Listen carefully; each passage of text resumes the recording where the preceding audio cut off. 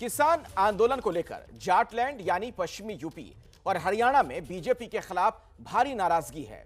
इसे लेकर बीजेपी के चाणक्य और देश के गृह मंत्री अमित शाह ने एक नई रणनीति तैयार की। इस रणनीति में जाटों को साधने की कोशिश की जा रही है। कमान बीजेपी के कद्दावर जाट नेताओं को सौंपी गई। तो क्या है इस सियासी रणनीति से बीजेपी जाट वोटरों को साध पाएंगे? इसी सवाल का जवाब ढूंढने की कोशिश की है मेरे सहयोगी पंकज झा ने पंकज का पंच में।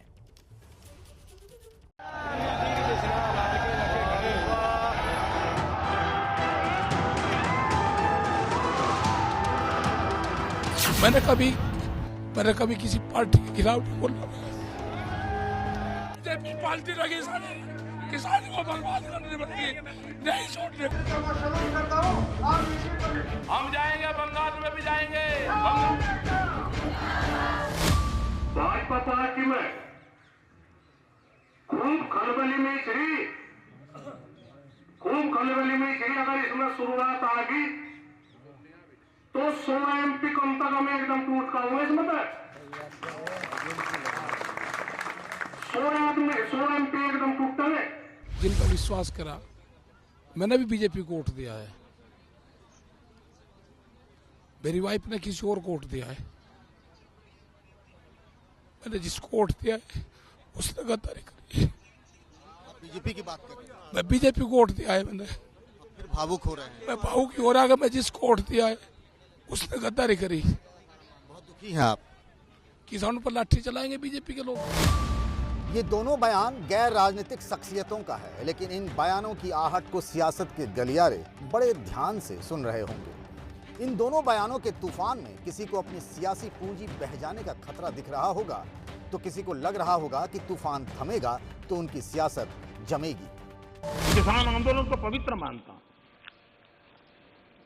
और भारत के लोकतंत्र में आंदोलन का महात्म्य है और रहने वाला है और जरूरी भी है। लेकिन जब आंदोलनजीवी पवित्र आंदोलन को अपने लाभ के लिए बर्बाद करने के लिए निकलते हैं, तब क्या होता है? कोई मुझे बताएं। नरेंद्र मोदी पार्लियामेंट हाउस में उनको आंदोलनजीवी कहते हैं, उनका अपमान करते हैं, उनका मजाक उड़ाते हैं। जो किसान अपने बेटे को देश की सीमा पर देश की रखवाली करने के लिए भेजता है, उस किसान को अपमानित किया गया, उसे जलील किया, उसे देशद्रोही कहा, आतंकवादी कहा। लोगों का उत्साह बढ़ गया और जिस तरीके से आ रहे हैं सरकार के हर बात को फेल कर रहे हैं, हर तरकीब को फेल कर रहे हैं। इससे उम्मीद जागी है लोगों के मन में। और ये 3 कानून हैं, ये तीनों कानूनों को मैं सदन के सामने, इन दोनों कानूनों को फाड़ते हुए मुझे बेहद दर्द हो रहा है। किसान तो बहाना है, असली मकसद वोट बैंक बनाना है। और हिंदुस्तान की राजनीति की एक विडंबना यह भी है कि यहाँ आंदोलन तो मुद्दों पर होते हैं, लेकिन वोटों का हिसाब किताब अक्सर ही जाति और धर्म के बही खाते में चला जाता है। इसीलिए गाजीपुर बॉर्डर पर बैठे किसान नेता राकेश टिकैत के तेवर को जब सियासी जमात वोट के आईने में देखता है तो उसकी छाया से निकलता है जाट वोट बैंक। पश्चिमी यूपी से हरियाणा और राजस्थान तक लोकसभा के 40 दरवाजों की किल्ली जाटों के पास मानी जाती है। एक तो उनके वोटों की संख्या है और दूसरा उनका सामाजिक दबदबा। इसीलिए जाट जिसके भी साथ होते हैं, सत्ता का ठाट बाट उसी के नाम जुड़ जाता है। अगर हम उत्तर प्रदेश की बात करें तो 2014 के लोकसभा चुनाव से ही जाटों का वोट प्रधानमंत्री नरेंद्र मोदी के नाम पर गिरता रहा है। लेकिन 2022 के विधानसभा चुनाव से पहले बीजेपी को डर सता रहा है कि कहीं जाट अपना हाथ न खींच ले। मतलब जिन पर विश्वास करा, मैंने भी बीजेपी को वोट दिया है। मेरी वाइफ ने किसी और को वोट दिया है। मैंने जिसको वोट दिया है उसने गद्दारी करी। बीजेपी की बात कर रहे हैं? मैं बीजेपी को वोट दिया है। मैंने फिर भावुक हो रहे हैं? मैं भावुक हो रहा है। मैं जिसको वोट दिया है उसने गद्दारी करी। बहुत दुखी हैं आप? किसानों पर लाठी चलाएंगे बीजेपी के लोग। चुनाव अभी बंगाल में है, असम में है या फिर सुदूर दक्षिण में, बीजेपी ने वहां अपना पूरा दल बल उतार रखा है। गृह मंत्री अमित शाह ने खुद ही मोर्चा संभाल रखा है। उनके पीछे पार्टी अध्यक्ष जेपी नड्डा से लेकर तमाम नेताओं ने रात दिन एक कर दिया है। आखिर ऐसे निर्णायक समय में शाह की चाणक्य बुद्धि किसी और मोर्चे पर भी माथापच्ची करने लगी। आखिर खतरे की वो कौन सी घंटी है जिसको शाह की चतुर राजनीति ने बजने से पहले ही भांप लिया? इसको समझने के लिए आपको उस तस्वीर को देखना होगा जो 16 फरवरी को शाम ढलने के बाद बीजेपी हेडक्वार्टर से आई। केंद्रीय गृह मंत्री अमित शाह, बीजेपी अध्यक्ष जेपी नड्डा और कृषि मंत्री नरेंद्र तोमर, सभी नेता उस दिन शाम 6 बजे से लेकर रात 9 बजे तक बीजेपी हेडक्वार्टर में एक ही छत के नीचे एक ही कमरे में बैठे रहे। इस बैठक में जुड़े रहे हरियाणा, राजस्थान और यूपी के कई बड़े जाट नेता, मंत्री और सांसद। सबका मकसद एक ही था। यह मकसद था कि किसान आंदोलन के कारण बिदकते हुए जाट वोटों को अपने पाले में रखने का। इस मीटिंग का मकसद विस्तार से समझने से पहले आपको इन चेहरों को देखना चाहिए जो मीटिंग में शामिल थे। बागपत सांसद सत्यपाल सिंह, मुजफ्फरनगर सांसद संजीव बालियान, राजस्थान बीजेपी के अध्यक्ष सतीश पुनिया, हरियाणा बीजेपी अध्यक्ष ओपी धनखड़, फतेहपुर सीकरी से सांसद राजकुमार चाहर। ये सभी चेहरे बीजेपी सरकार में सांसद, मंत्री या पार्टी के बड़े नेता हैं। जाट वोटरों की नुमाइंदगी करते हैं। बीजेपी की इस बैठक में बड़े जाट नेताओं के अलावा जमीन से जुड़े भी कई स्थानीय नेता थे। ये सभी नेता किसान आंदोलन से उपजे जाटों की नाराजगी की तोड़ निकालने में जुटे थे, लेकिन किसी को कुछ सूझ नहीं रहा था। उस गहराते अंधेरे में कहीं रास्ता न गुम जाए, तब राह दिखाई शाह ने। उस मीटिंग में शाह की अगुवाई में पार्टी ने बड़ा फैसला लिया। पहला फैसला ये लिया गया कि बीजेपी के बड़े नेता जाट इलाकों में जाएंगे। बीजेपी नेता खाप नेताओं से भी मुलाकात करेंगे। खेती कानून पर किसानों का भ्रम दूर करने के लिए एक बुकलेट भी बांटी जाएगी। नेता तीनों खेती कानून का फायदा बताएंगे। हालांकि बीजेपी नेताओं के मन में बैठी शंका कम नहीं हो रही थी कि जाट कैसे मान जाएंगे। तब शाह ने समझाया कि यह आंदोलन लेफ्ट विचारों से प्रभावित है और इसीलिए किसानों से इसका नाता नहीं है। अगर किसानों को ठीक से मनाया गया तो वे पक्का मान जाएंगे। बात कर लेंगे, बात करेंगे भैया, बात है जो मुद्दे हैं चलो उन पर बात करेंगे, कुछ और करेंगे भाई, अपनी बात पहुंचाएंगे, उनकी बात सुनेंगे, लगातार कर रहे इस काम को आगे बढ़ाएंगे। जिस भी किसान समाज के मन में कोई भ्रम है उसको दूर करना, उनके बीच में जाना, उनके बीच में बातचीत करना, उनको उनकी भाषा में ही बातचीत करना और उनको समझाना, उनके भ्रम को दूर करना, ये हमारा काम है। तो हम कार्यकर्ताओं की पूरी फौज भारतीय जनता पार्टी में आज किसान नेताओं की है। कितने सारे एमएलए हैं, कितने सारे एमपी हैं, कितने सारे पदाधिकारी हैं हम सब लोग। तो हम सब लोग जा भी रहे हैं पहले से और निरंतर जाएंगे, लोगों के बीच में बैठेंगे, खाप चौधरियों से भी प्रार्थना करेंगे, उनसे भी अनुरोध करेंगे, हमारे सम्मानित लोग हैं कि उनके मन में भी जो भ्रम डाला है उसको भी दूर करेंगे। इन फैसलों के बारे में तो सबको पता है, लेकिन इस फैसले के पीछे बैठक में क्या क्या हुआ ये हम आपको बताते हैं।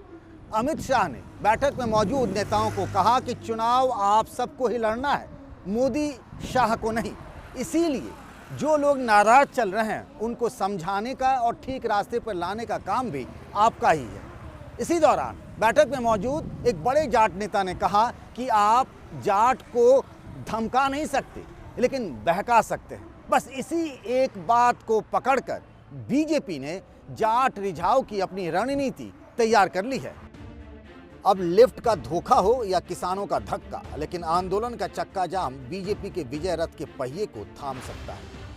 चुनावी राजनीति के सबसे माहिर खिलाड़ी शाह से बेहतर इसे कौन समझ सकता है। कहां तो जाटों को चौधरी चरण सिंह की पारिवारिक पूंजी माना जाता था, लेकिन इस वोट बैंक पर अब नजर बीजेपी की है। पिछले कई चुनावों से इनका साथ और सहयोग पार्टी को मिलता रहा है, लेकिन क्या आगे भी मिलता रहेगा, इस बात की कोई गारंटी नहीं। राजनीति के हर दांवपेच को बखूबी समझने वाले अमित शाह को भी इस बात का एहसास है। 130 साल के बाद नरेंद्र मोदी सरकार, भारतीय जनता पार्टी की सरकार ये प्रयास कर रही है और ये जो व्यवस्था हमने नए कानूनों से दी है, मोदी जी ने बहुत अच्छे तरीके से देश की संसद में इसको समझाने का प्रयास किया था, देश के किसानों को एड्रेस कर कि भाई ये पूरी व्यवस्था जो है इसमें कुछ कंपलसरी नहीं है। हम पुराना ऑप्शन बंद नहीं कर रहे हैं, नया ऑप्शन दे रहे हैं। कौन सा ऑप्शन तय करना वो किसान पर निर्भर है। और फिर भी अगर किसी को लगता है कि इसमें कुछ ऐसी चीजें हैं जो किसानों के हित में नहीं है, तो सरकार खुले मन से बातचीत करने के लिए तैयार है। मगर बातचीत ऐसे नहीं हो सकती कि first you repeal the law then after talk, ऐसे बात नहीं हो सकती। पंजाब को लेकर बीजेपी ने तो उम्मीदें ही छोड़ दी हैं, जहां के सीएम कैप्टन अमरिंदर सिंह खुद जट सिख हैं। वे अखिल भारतीय जाट महासभा के अध्यक्ष भी हैं। हाल में हुए स्थानीय निकाय चुनाव में बीजेपी का सूपड़ा साफ हो गया। कांग्रेस ने इस चुनाव में सबको धूल चटा दिया। पंजाब में करीब 22% जट सिख हैं। बीजेपी की असली चिंता तो यूपी को लेकर है। यहां अगर खेल खराब हुआ तो फिर दिल्ली तक राजनीतिक भूकंप आ सकता है। पश्चिमी यूपी में जाटों की आबादी 7% है। लोकसभा की 18 सीटों पर जीत हार का फैसला जाट तय करते हैं। 110 विधानसभा सीटों पर जाट वोट का असर है। मोदी युग में जब जब चुनाव हुए, जाटलैंड के सत्ता समीकरण को अमित शाह ही सेट करते रहे। 2014 का लोकसभा चुनाव तो बीजेपी ने बदले की राजनीति के दम पर जीत लिया। 2013 का मुजफ्फरनगर का दंगा बीजेपी के लिए वरदान साबित हुआ। सहमत है, उसका बदला देने का जो समय है वो अब लाठी गोली का समय नहीं है। मुगलों का जमाना था जब तलवारें तीरे चलते थे और बदला लिया जाता है। अब बटन दबाना पड़ता है बदला लेने के लिए। बटन सही जगह पे दबाओगे तो जिन्होंने ये काम किया है उनको अपनी जगह बता दो। 2017 में यूपी के विधानसभा चुनाव से पहले जाट बीजेपी से नाराज चल रहे थे, लेकिन अमित शाह उन्हें मनाने में कामयाब रहे। दिल्ली में जाट नेताओं के साथ मीटिंग के अलावा कई तरह के राजनीतिक प्रयोग किए गए। एक कहावत है रोम पोप का और बिहार का मधेपुरा गोप का। गोप का मतलब यादव। उसी तरीके से यूपी के बागपत को भी जाटलैंड की राजधानी कहा जाता है। बागपत से बीजेपी के लोकसभा सांसद सत्यपाल सिंह भी जाट बिरादरी के हैं। 2017 के यूपी चुनाव में बीजेपी ने यहां एक नया प्रयोग किया। उसने यहां विधानसभा की 5 सीटों पर जाट उम्मीदवार उतार दिए और ये सभी जाट नेता चुनाव जीतने में कामयाब रहे। जाट का साथ छूटा तो फिर सत्ता का साथ भी छूट सकता है। बीजेपी को इस बात का एहसास है। पार्टी की बैठक में जब अमित शाह ने जाट नेताओं को हड़काया तो सब अपना अपना रोना रोने लगे। यूपी वाले नेताओं ने कहा गन्ना के बकाये को लेकर लोग नाराज हैं। कुछ ने महंगी बिजली पर इसका ठीकरा फोड़ दिया। यूपी के सीएम योगी आदित्यनाथ का अपना अलग तर्क है। बीजेपी के जाट नेता धर्म संकट में हैं, चाहे वो यूपी के हों या फिर हरियाणा के। अपने ही खाप बिरादरी के लोगों के बीच जाएं तो किस मुंह से, वो भी जब माहौल बहुत खराब हो। हरियाणा के सीएम मनोहर लाल खट्टर तो अपने इलाके में कार्यक्रम तक नहीं कर पा रहे। हरियाणा में 25% आबादी जाट समाज की है। 90 में से 40 विधानसभा सीटों पर जाटों का असर है। 10 विधायकों वाली दुष्यंत चौटाला की पार्टी जेजेपी के समर्थन से खट्टर की सरकार चल रही है। विपक्ष को किसान आंदोलन में वोटों की लहलहाती फसल नजर आ रही है। उम्मीदों की इस फसल पर किसी और की नजर न लग जाए, उससे पहले प्रियंका गांधी ने मोर्चा संभाल लिया है। मुजफ्फरनगर दंगे के बाद पश्चिमी यूपी से कांग्रेस का सफाया हो गया था, लेकिन उसी मुजफ्फरनगर में आज प्रियंका गांधी ने किसान पंचायत बुलाई। जाट और मुसलमान जोड़कर वे अपने राजनीतिक खिचड़ी पकाने की जुगाड़ में हैं। देश की राजधानी की सीमा को इस तरह बनाया गया जैसे देश की सीमा थी। तमाम पुलिस की फोर्स लगाई गई। किसानों को प्रताड़ित किया गया। जो किसान अपने बेटे को देश की सीमा पर देश की रखवाली करने के लिए भेजता है, उस किसान को अपमानित किया गया, उसे जलील किया, उसे देशद्रोही कहा, आतंकवादी कहा। प्रधानमंत्री जी ने पूरे सांसद के सामने उसका मजाक उड़ाया, उसे परिजीवी कहा, आंदोलन जीवी कहा। चौधरी चरण सिंह की विरासत वाली पार्टी आरएलडी को तो जैसे संजीवनी मिल गई हो। पिछले 7 सालों से हर चुनाव में पिटते रहे, लेकिन किसान आंदोलन से जयंत चौधरी गदगद है। उन्हें लगता है जाट का बीजेपी से मोह भंग हो गया है। लोगों का उत्साहवर्धन हुआ और जिस तरीके से आ रहे हैं, सामने आ रहे हैं, सरकार के हर बात को फेल कर रहे हैं, हर तरकीब को फेल कर रहे हैं। इससे उम्मीद जागी है लोगों के नहीं मानेगी किसान की बात को तो सरकार को हटाने के वादा रख रहा है। सवाल सत्ता का है। सत्ता मिलती है खाप और बिरादरी से, जातियों के गुणा भाग से। दांव पर हैं 2 राज्यों की सरकारें और लोकसभा की 40 सीटें। इसीलिए बीजेपी ने मान और ठान लिया है कि जाट रूठ गए हैं, लेकिन जाएंगे तो फिर कहां। इसीलिए बड़ी चतुराई से पूरे किसान आंदोलन को जाट आंदोलन बना दिया गया, जिससे कि दूसरी जातियों के लोग इससे अलग हो जाएं। और फिर ये कोशिश की जाएगी कि इनको मनाया जाए। इसके लिए उनके पास एक अचूक हथियार भी है, और वो है दंगों से निकले जख्म के दर्द और अपमान के बदले का।